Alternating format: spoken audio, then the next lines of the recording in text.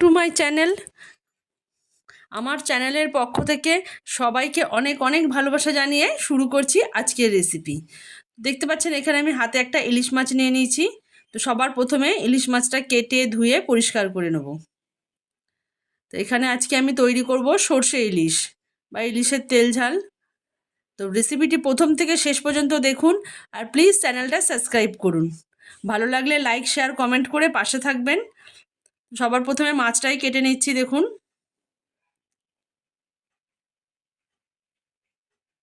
বাজার থেকেও কেটে আনা যায়, কিন্তু এভাবে বাড়িতে কেটে নিলেই ভালো হয়। আমরা গোটা মাছটাই নিয়ে এসেছি, সেটা এবার এখানে কেটে ধুয়ে ভালো করে পরিষ্কার করে নিচ্ছি।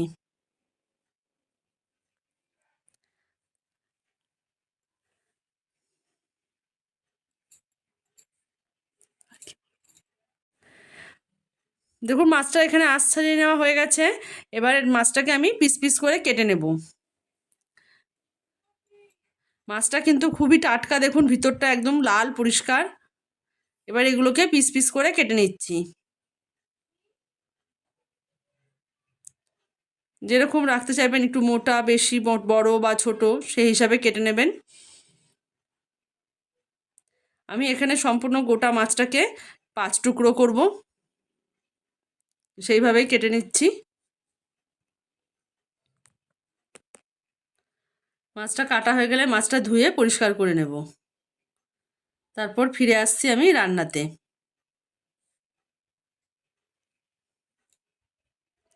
দেখুন কাটা হয়ে গেছে সম্পূর্ণটা। এবার এটিকে ধুয়ে পরিষ্কার করে নিয়ে রান্নাঘরে আসব।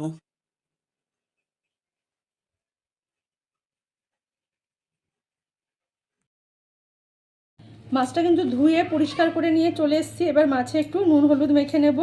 আর লেজা মাথাটা কিন্তু আমি রেখে দিয়েছি, সেটা এখন রান্না করব না, যেহেতু এটা ইলিশ মাছের আমি সর্ষে দিয়ে ইলিশ মাছের তেল ঝাল মতো করবো, তাই এখানে আর আমি মাথাটা নিচ্ছি না। মাথা লেজা দুটোই বাদ দিয়ে দিয়েছি, শুধু মাছ নিয়েছি। তো সবার প্রথমে মাছে নুন হলুদ আর অল্প একটু সর্ষের তেল দিয়ে ভালো করে মাখিয়ে রাখবো।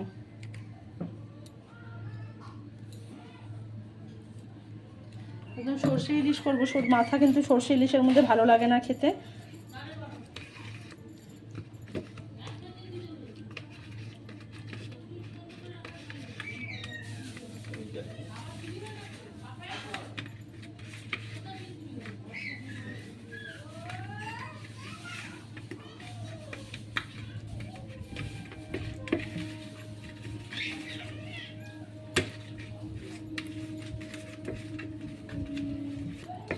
মাছটা কিন্তু খুব ভালো করে নুন তেল আর হলুদ মেখে নেওয়া হয়ে গেছে।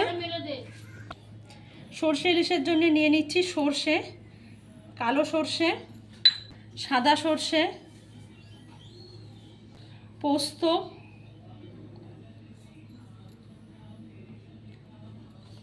দুটো কাঁচা লঙ্কা, দুটো শুকনো লঙ্কা। এখানে যদি আপনারা শুকনো লঙ্কা না দিতে চান, পুরোটাতেও কাঁচা লঙ্কাতে করতে পারেন, কিন্তু দিলে কিন্তু আমার এখানে ভালো লাগে, তাই আমি দিয়েছি। আর দেবো অল্প লবণ, একটু নুন দিয়ে একসাথে একটা মিহি পেস্ট করে নেবো। নুন কিন্তু আগেও দেওয়া আছে মাছে, তাই এটা কিন্তু অবশ্যই পরিমাণ মতো আন্দাজ করে দেবেন। মানে জল দিয়ে এটাকে খুব ভালো করে একটা মিহি পেস্ট বানাবো।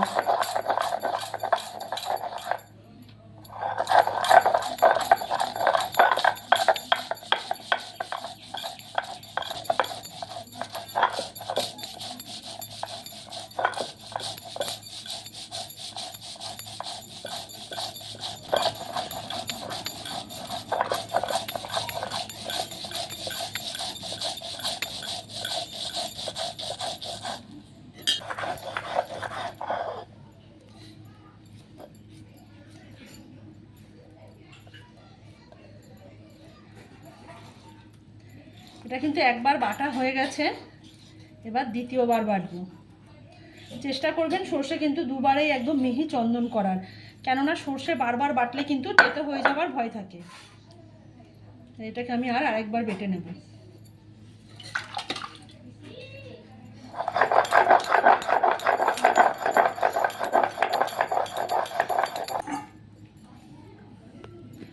সর্ষেটা বাটা হয়ে গেছে, এবার একটা তুলে নিচ্ছি।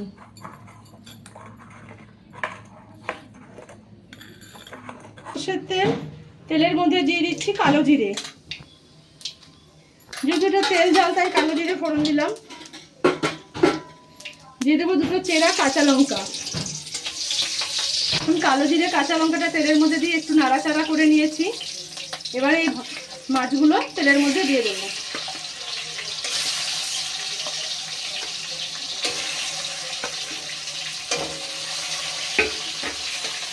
এখানে আপনারা যদি মাছটা একদমই ভাজতে না চান সেক্ষেত্রে আগে সর্ষেটা দিয়ে নাড়াচাড়া করে তারপর মাছটা দেবেন।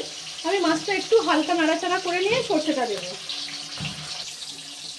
এবার মাছগুলো 1 মিনিট রাখার পরে উল্টে দিচ্ছি। দেখুন মাছের গায়ে কিন্তু কোনো ভাজা হওয়ার মতো রং আসেনি, জাস্ট হালকা আমি উল্টে এপিট ওপিট করে নেব।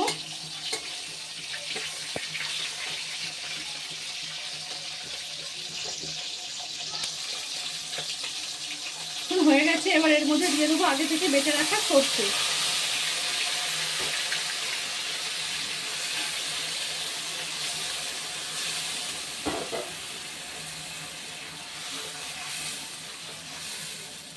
জাস্ট কিন্তু হয়তো মাছটা আমি 2 পিঠে মোট 1 মিনিট মতো ভেজেছি।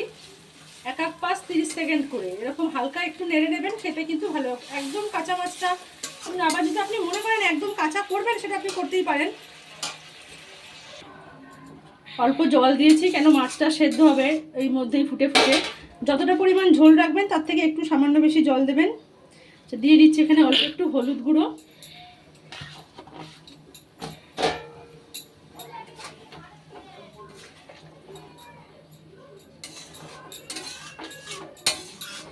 এবার এটাকে ঢাকা দিয়ে দেবো, ফুটতে দেবো বেশ কিছুক্ষণ সময়। গ্যাসের আগুনটা কিন্তু এই সময় আস্তে করে দেবো। এবার ঢাকাটা খুলছি প্রায় 10 মিনিট পরে। দেখুন মাছের কিন্তু চারপাশ থেকে সুন্দর একটা কালার এসে গেছে আর তেল ছাড়তে শুরু করে দিয়েছে। মাছটা কিন্তু সম্পূর্ণ সেদ্ধ হয়ে গেছে। আমি মাঝখানে একবার মাছগুলো উল্টে দিয়েছিলাম।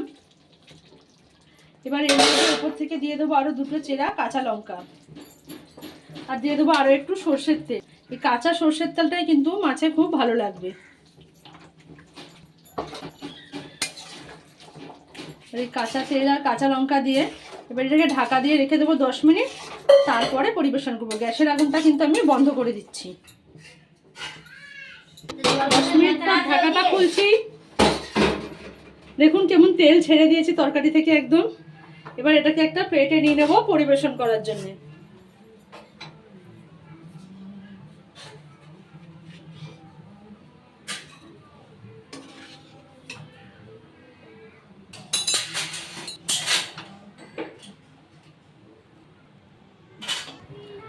তৈরি হয়ে গেছে আমার ইলিশ মাছের তেল ঝাল বা সর্ষে ইলিশ।